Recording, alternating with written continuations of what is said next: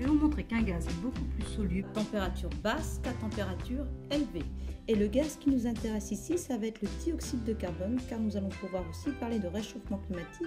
Et nous avons vu dans cette vidéo que le gaz contenu dans les boissons pétillantes est du dioxyde de carbone. Donc j'ai 2 bouteilles de Perrier, comme ceci. Là, le gaz est dissous dans la bouteille de Perrier. Et au lieu de voir comment on peut le dissoudre dedans, on va regarder comment il s'échappe.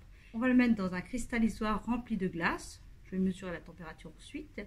Et ici, on va le mettre dans un cristallisoire. J'ai mis déjà un peu d'eau chaude, mais je vais mettre après l'eau chaude d'une bouilloire. Ces 2 bouteilles vont être reliées à ce bouchon-là et le tuyau. Et le tuyau est dans chacune des éprouvettes ici. L'éprouvette est remplie d'eau colorée jusqu'en haut. Et on va laisser s'échapper le gaz. Et on va regarder pour quelle bouteille le gaz s'échappe plus vite. Donc tout ça doit être lancé en même temps. Donc je vais mettre l'eau chaude ici.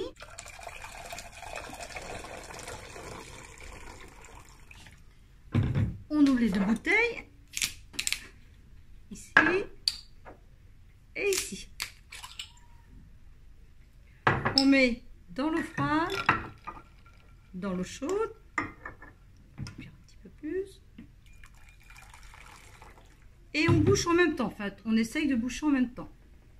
Eau froide, eau chaude.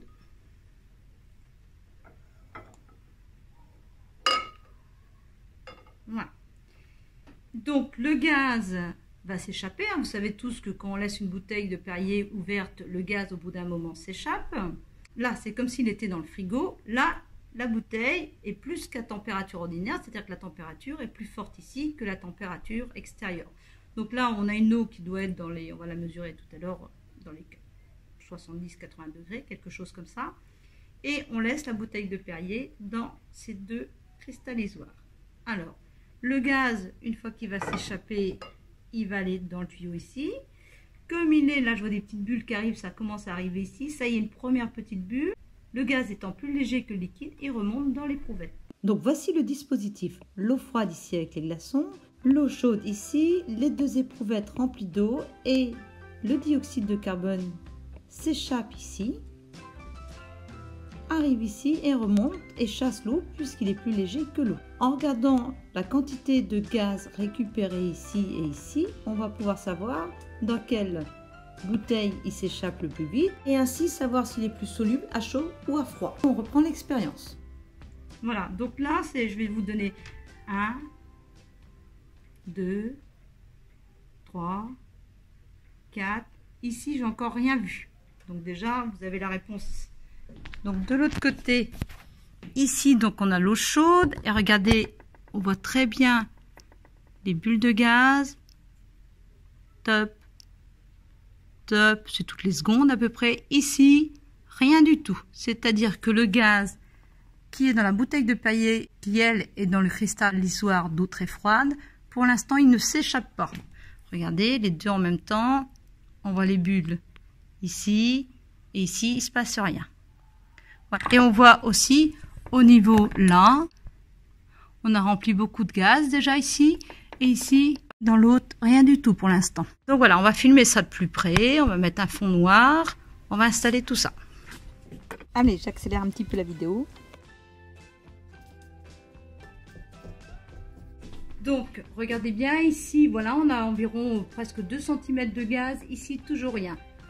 Donc, le gaz contenu dans la bouteille de Perrier qui est dans l'eau chaude s'échappe beaucoup plus vite que le gaz qui est contenu dans la bouteille de Perrier qui est dans le cristallisoire d'eau froide. Tout est en accéléré sur cette installation, comme vous le voyez. Donc ici, température dans les 5 degrés Celsius. On voit une petite bulle en haut, une autre qui arrive juste là. Et voilà, et hop, elle est en haut. Donc on n'a même pas rempli d'1 millimètre l'éprouvette ici. Donc voilà, on est dans les 6 degrés Celsius environ. De l'autre côté, beaucoup plus chaud. 58 degrés Celsius. Ici, on a 37 millilitres ou 37 cm3 déjà de gaz. Et ici, même pas 1 millilitre, même pas 1 cm3 ici. Là, on est à 40 cm3. Donc l'eau à 60 degrés, j'éteins. Voilà, on mettra en accéléré. Vous l'avez compris, c'est long et pour que ça dure moins longtemps, en fait, j'ai accéléré. Et en fait, au lieu d'une durée d'environ 12 minutes, on est passé à 45 secondes. En fait, j'ai accéléré par un facteur 16. Donc regardez bien l'éprouvette de droite, on voit qu'elle se remplit très vite de gaz, alors que dans l'éprouvette de gauche, on voit une bulle de temps en temps.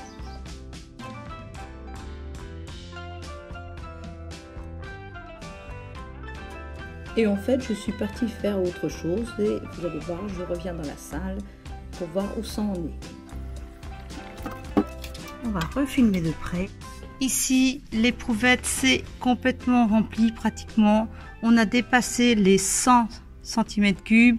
Ici, regardez bien, on a à peine 1 millimètre. On voit la bulle de gaz ici. Donc, le gaz contenu dans la bouteille de Perrier, si elle est bien au froid, il ne s'échappe pas. Cela veut dire que le gaz est plus soluble à température basse, puisqu'il reste dans le liquide. Par contre, à température élevée, le gaz s'échappe plus facilement.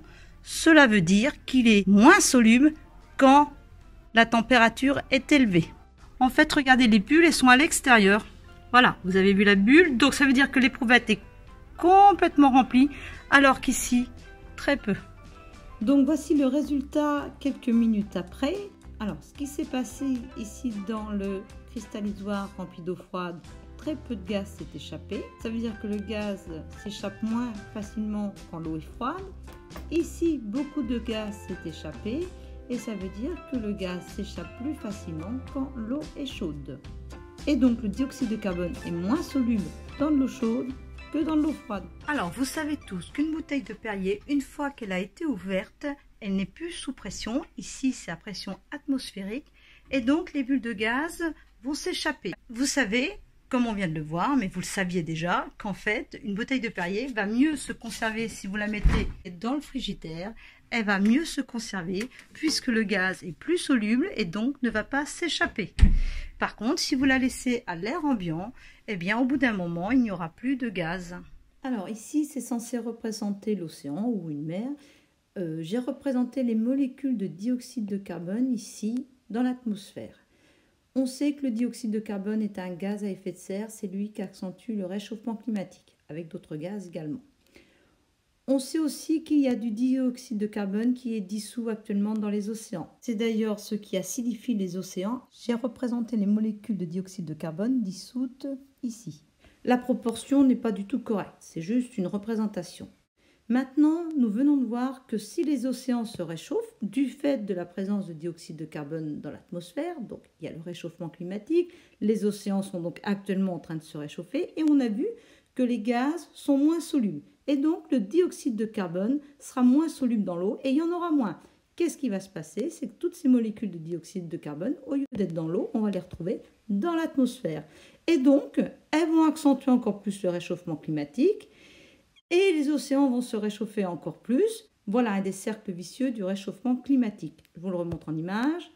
Voilà ce qu'on a et voilà ce que ça pourrait être. Et le réchauffement qui serait accentué. L'expérience dans cette vidéo montrera que le dioxyde de carbone est soluble. Ici, vous verrez le test à l'eau chaude pour mettre en évidence le dioxyde de carbone. Et là, vous verrez que la quantité de dioxyde de carbone dans une bouteille de Perrier est très importante. Et il y en aura beaucoup d'autres sur le dioxyde de carbone. Les vidéos sont dans la playlist le dioxyde de carbone. J'indique aussi 2 autres playlists et il y en a beaucoup sur cette chaîne, le Labo Science.